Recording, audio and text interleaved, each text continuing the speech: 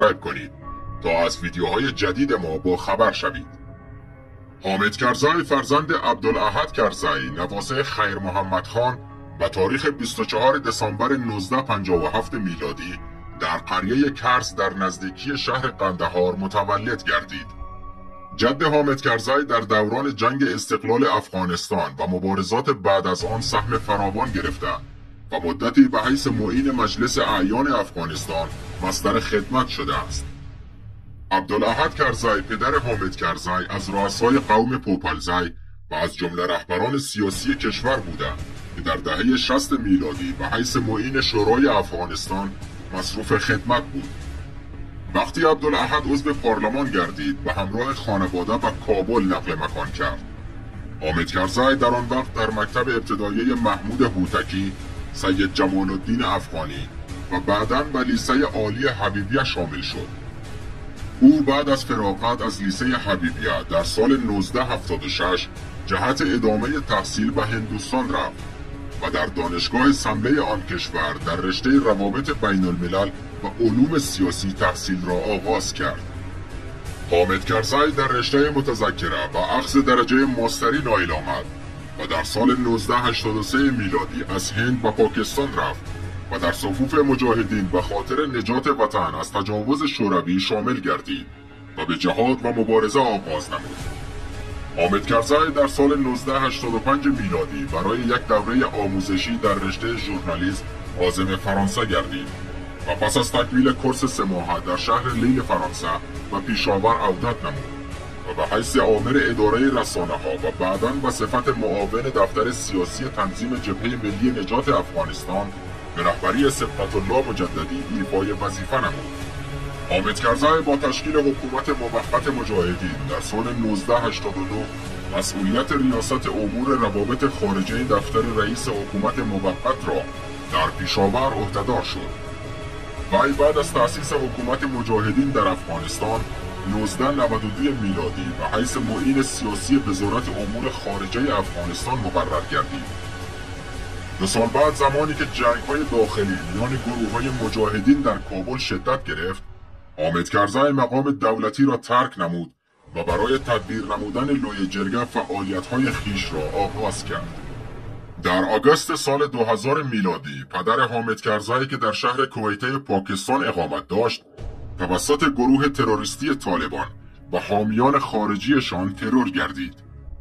حامد کرزی به تاریخ 5 دسامبر سال 2001 از طرف اشتراک کنندگان جلسه بن آلمان به حیث رئیس اداره موقت انتخاب شد و به تاریخ 22 دسامبر همان سال با اعضای کابینه حلف وفاداری یاد کرد. مژده برای صاحبان کار و کارجویان عزیز.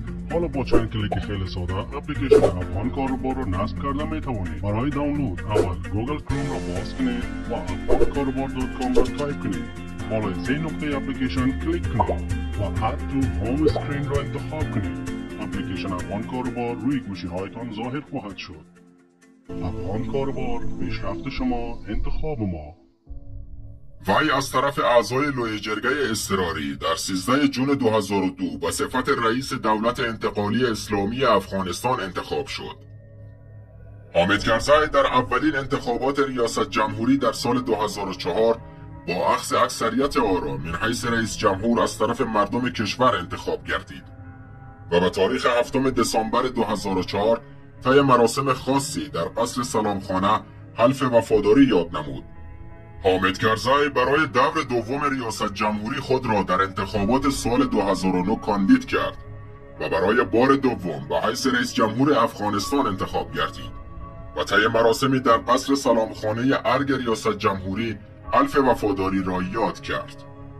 حامد کرزی در سال 2002 سند دکترای افتخاری از دانشگاه سمله را به دست آورد و در سال 2003 جایزه آزادی، در اپریل 2004 جایزه موفق ترین رئیس جمهور دنیا، در جولای سال 2004 جایزه آزادی فیلادلفیا و در ماه نوامبر سال 2006 جایزه صلح توسعه و خلع سلاح آندرا گاندی را به دست آورد.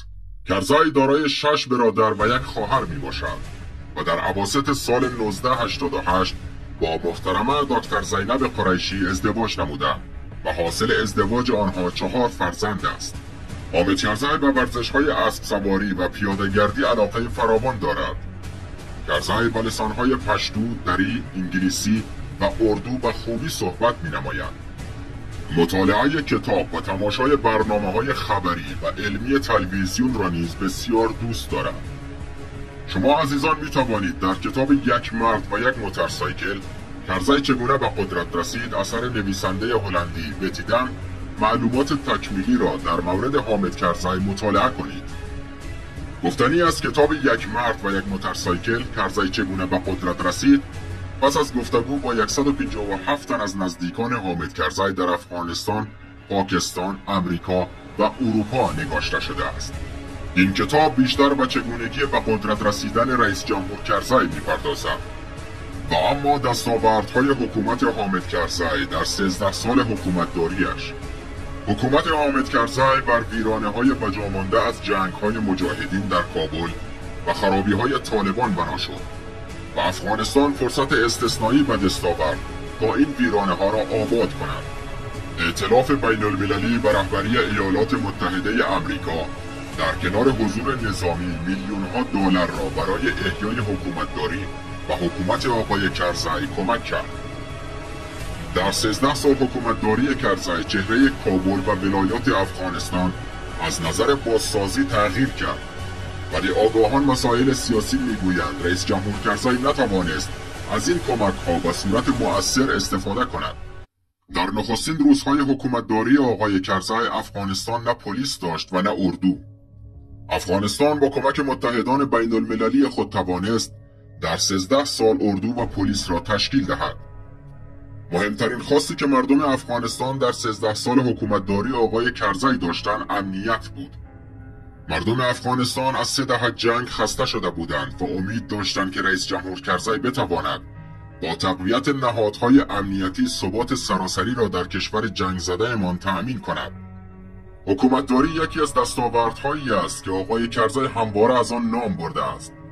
نهادهای دولتی در این مدت بازسازی شدند و افغانستانی که در اوایل حکومتداری کرزی چیزی به نام حکومت نداشت صاحب ادارات شد. ولی فساد اداری از همان ابتدا به عنوان تهدیدی در برابر حکومتداری سالم عرض اندام کرد. آقای کرزی چندین نهاد مبارزه با فساد را ایجاد کرد تا جلب کارشکنی‌ها و رشوتخواری‌ها را در حکومت بگیرد. ولی این اقدامات مؤثر واقع نشد و این پدیده هر سال فاصله مردم با حکومت را بیشتر کرده است. بالاخره کار به جایی رسید که مردم در شماری از ولایات و جای مراجعه به نهادهای دولتی برای حل مسائل حقوقی نزد طالبان مراجعه کردند.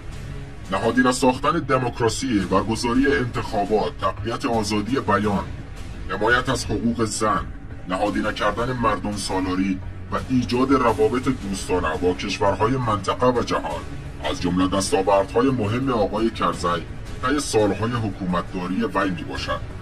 و باور خیلی ها حکومت آقای کرزی علاوه بر دستاوردها نواقصی هم داشته است، اما با این هم دستاوردهای این حکومت بیش از نواقص آن بوده است. نظر شما عزیزان در این مورد چیست؟ لطفاً با ما به اشتراک بگذارید. خیلی ممنون که این ویدیو رو تا آخر تماشا کردید. اگر از این ویدیو خوشتون آمده باشه با زدن دکمه شیر به دوستانتان این ویدیو رو نشان بدهید. برای دیدن ویدیوهای جدید و جذابتر روی یکی از این ویدیوها کلیک کنید و برای عضو شدن به این کانال روی عکس کانال کلیک کنید. با تشکر.